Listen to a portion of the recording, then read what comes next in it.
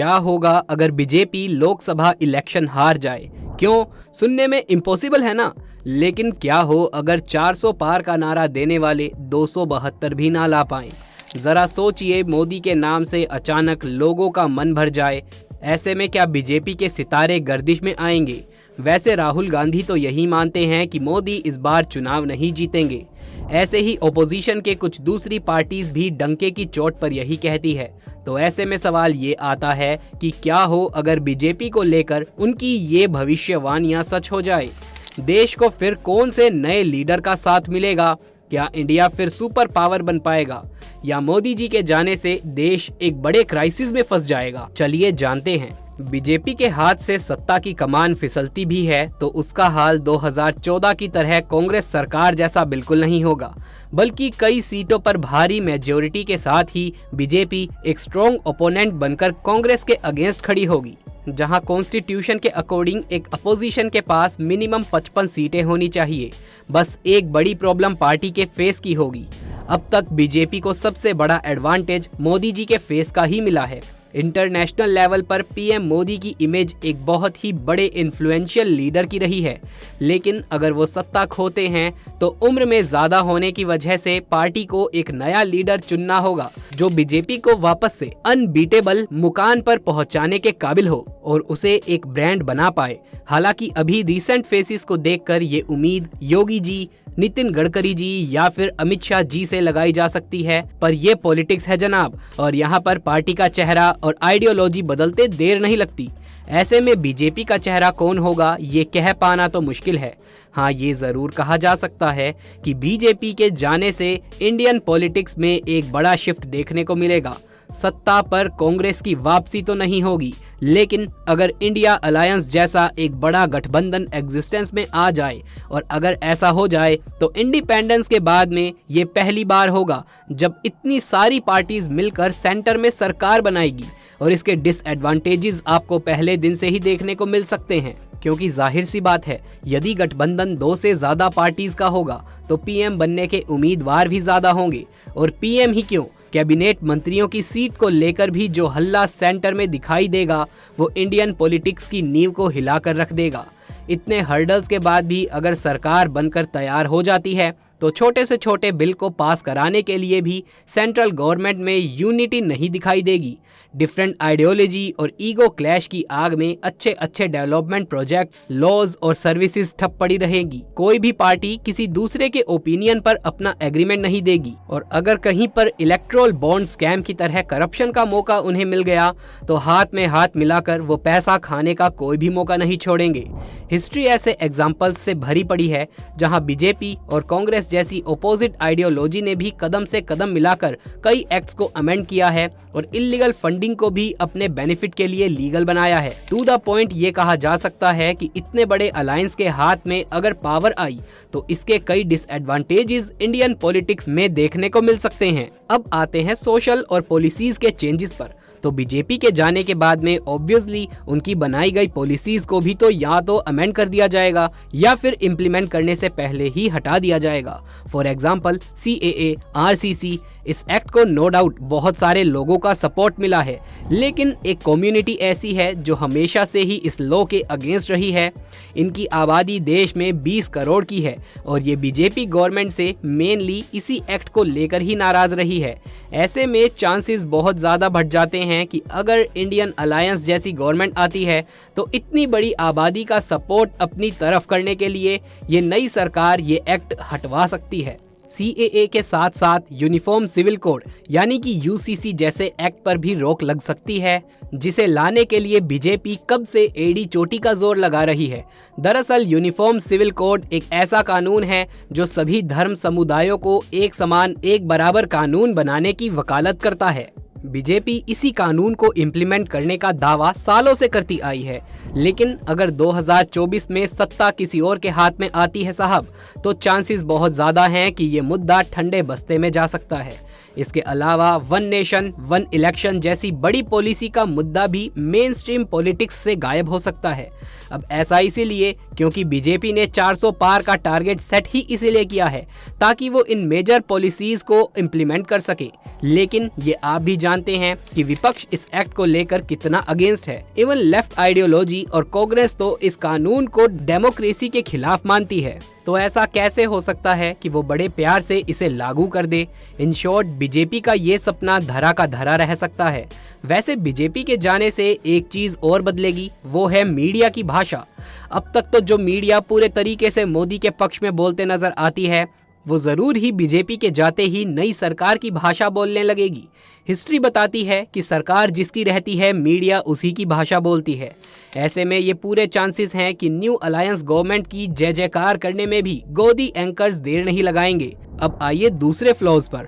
तो बीजेपी के जाने के बाद में लद्दाख और मणिपुर जैसे मुद्दों पर भी एक मेजर चेंज आ सकता है। ये बात किसी से छिपी नहीं है कि पिछले 1 साल से मणिपुर में कुकी और मैतेई समुदाय में लड़ाई चल रही है। चारों तरफ अफरा तफरी और हैवी पुलिस फोर्स आज मणिपुर की सच्चाई है। और ऐसे में वहाँ जिस चीज की सबसे ज्यादा जरूरत है वो है इमीडिएट सॉल्यूशन और पीस की।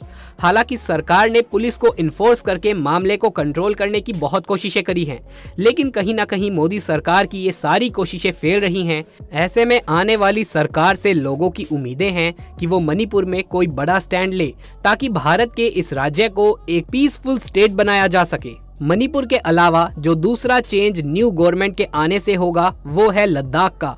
आप जानते होंगे कि कई सालों से भारत का ये इलाका भी खुद के लिए 6th शेड्यूल और फुल स्टेट होल्ड की मांग कर रहा है।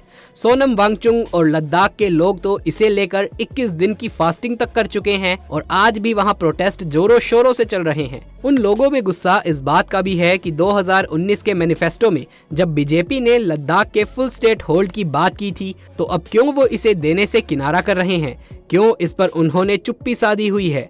आप मानो या ना मानो, लेकिन लद्दाख का मुद्दा भी बीजेपी पर लॉन्ग रन में बैकफायर कर सकता है, क्योंकि न्यू गवर्नमेंट से ये उम्मीद की जाएगी कि वो आते ही इस मुद्दे पर स्टैंड ले।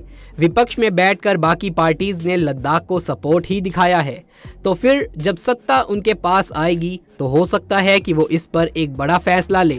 अगर ऐसा होता है तो ये नई गवर्नमेंट के लिए एक बड़ी अचीवमेंट हो सकती है और देश में कई जगहों पर चल रहे विवाद भी शांत हो सकते हैं। विवाद की लिस्ट में एक नाम किसानों की एमएसपी का भी है, जिसे लेकर फरवरी और मार्च के महीने में किसान दिल्ली की तरफ मार्च कर रहे थे। उनकी मांग थी कि फसलों पर एमएसपी यानी कि मिनिमम सपोर्ट प्राइस दिया जाए। इसे लेकर हल्ला भी काफी हुआ था। हैवी पुलिस फोर्स से लेकर टीयर गैस सब कुछ लगाया गया, लेकिन इसका कोई रिजल्ट नहीं निकल पाया। किसान वापस तो चले गए, लेकिन वो बीजेपी सरकार से इतने नाराज हैं कि शायद उनका वोट बैंक बटा हुआ हो सकता है। इन सभी कंडीशंस के बीच अगर न्यू अलायंस गवर्नमेंट आती है तो हो सकता है कि किसान एक बार फिर अपनी मांगों के लिए आवाज बुलंद करें, और ये भी चांसेस हैं कि न्यू गवर्नमेंट खुद किसानों की एमएसपी की मांगों को पूरे तरीके से एग्जीक्यूट कर दे, क्योंकि फार्मर्स को एमएसपी देने की गारंटी खुद कांग्रेस तक अपने मैनिफेस्टो में दे रही है। राहुल गांधी ने भी खोल के इस पर बात करी है। अब ये उनके खोखले वादे होंगे या सच, ये तो वक्त ही बताएगा। लेकिन एक चीज जो पक्की है वो ये जनाब कि बीजेपी की हार के बाद में एमएसपी का मुद्दा एक बार फिर गर्म हो सकता है, और तब नई सरकार को इस चुनौती का सॉल्यूशन निकालना ही पड़ेगा। वैसे एक चुनौती नई सरकार के सामने अनएम्प्लॉयमेंट की भी होगी, क्योंकि बीजेपी की सरकार में बेरोजगारी दर काफी ज्यादा बढ़ गई है। आज के वक्त में ज्यादा से ज्यादा लोग बीजेपी से अनएम्प्लॉयमेंट के मुद्दे को लेकर ही नाराज हैं। उनका मानना है कि 10 सालों में बीजेपी कहीं ना कहीं इस परेशानी को सुलझाने में नाकामयाब रही, और इसका जवाब खुद आंकड़े देते हैं। खुद राहुल गांधी का कहना है कि भारत में बेरोजगारी पाकिस्तान से भी ज्यादा हो गई है। जहां पाकिस्तान में 12% अनएम्प्लॉयमेंट है, तो वहीं भारत में ये आंकड़ा 23% का है। आज भारत का एक बड़ा तबका ऐसा है जो केवल घर पर बैठा है, और आलम यह है कि पोस्ट ग्रेजुएट और पीएचडी होल्डर्स तक के पास नौकरी नहीं है। ऐसे में आने वाली सरकार से ये एक्सपेक्टेशन जरूर होगी कि वो इस परेशानी पर जल्दी से जल्दी एक्शन ले। जितनी रफ्तार से हम 5th लार्जेस्ट इकोनॉमी बने हैं, लोग चाहते हैं कि उतनी ही तेजी से बेरोजगारी की प्रॉब्लम को भी टैकल किया जाए, ताकि मिडिल क्लास से एटलीस्ट मिडिल तबका ना छीन लिया जाए। कुछ एक्सपर्ट्स का मानना ये भी है कि बीजेपी के जाने से एक और चीज जो काफी तेजी से बदलेगी वो है धर्म की राजनीति।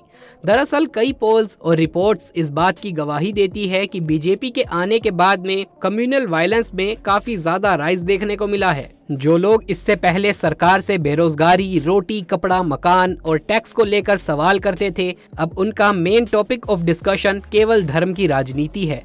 अगर बीजेपी सत्ता से जाती है तो ये एक ओपिनियन है जो कि लोगों का ध्यान एक बार फिर से एजुकेशन, पॉलिसी, हेल्थ, इंफ्रास्ट्रक्चर और बेसिक फैसिलिटीज सेंट्रलाइज हो जाएगा। लोगों के बीच जो डिबेट अभी ज्ञानवापी और भोजशाला को लेकर होती है, वो मुद्दा कल को डेवलपमेंट पर फोकस हो जाएगा और ये सारे हॉट टॉपिक्स ठंडे बस्ते में चले जाएंगे। वैसे तो ये भी हो सकता है कि लोग आज जिस फ्रीडम ऑफ एक्सप्रेशन पर बात तक नहीं करते हैं, वो इस पर भी अपना ओपिनियन देना शुरू कर दें और एक बार फिर से डेमोक्रेसी को लेकर विवाद गर्म हो जाए। इसी बीच में एक और मुद्दा है जिस पर नई सरकार का काम देखने लायक होगा और वो है डिफेंस सेक्टर। इस बात को नकारा नहीं जा सकता कि बीजेपी ने डिफेंस सेक्टर में अच्छा खासा डेवलपमेंट तो किया है। 2023-24 का बजट 5,03,097 करोड़ रुपए रखा था, जिसमें से अकेला हमारा डिफेंस बजट ही 5.94 लाख करोड़ था। रिपोर्ट बताती है कि पिछले साल के मुकाबले हमारा डिफेंस बजट 13% से बढ़ा है। खुद Stockholm International Peace Research Institute की रिपोर्ट के अकॉर्डिंग दुनिया के कुल हथियार आयात में भारत का हिस्सा 11% हुआ है और साल 2018 से 2022 के बीच में भारत दुनिया का सबसे बड़ा हथियार खरीदने वाला देश बन चुका है।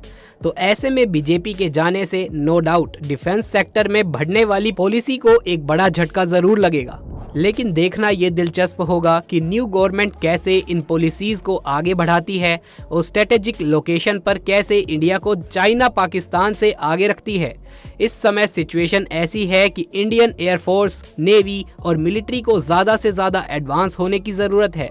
हम ऑलरेडी बहुत अच्छा कर रहे हैं, लेकिन जियोपॉलिटिकली अपनी स्ट्रॉन्ग इमेज जिंदा रखने के लिए ये भी ज़रूरी है कि हम चाइना को टक्कर दे सकें और यहाँ पर न्यू गवर्नमेंट की क्या पॉलिसी होगी ये देखने लायक होगा। चाइना के अलावा जियोपॉलिटिकल दूसरे देशों के साथ भारत के क्या संबंध रहेंगे ये भी देखने लायक होगा।